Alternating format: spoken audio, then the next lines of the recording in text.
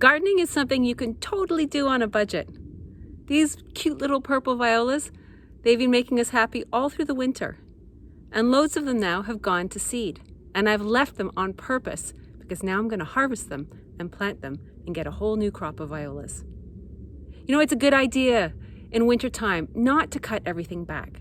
Leave those stalks, leave those seed heads. They provide food for bugs and birds. And then you get free seeds at the end of it that you can plant yourself. What's not to like? I love these violas. Such a deep violet. And then here you can see that was a flower that then turned to a seed head, and all the seeds have now popped out and scattered on the ground. Nature's reproductive cycle in action. And here is one where the seeds haven't yet popped out. Isn't that beautiful?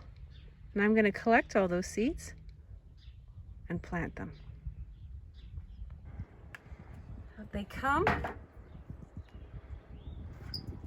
Get this out of the way so you can see what I'm doing. Sprinkle my seeds on.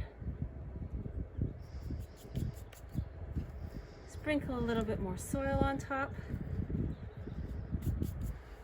Water it.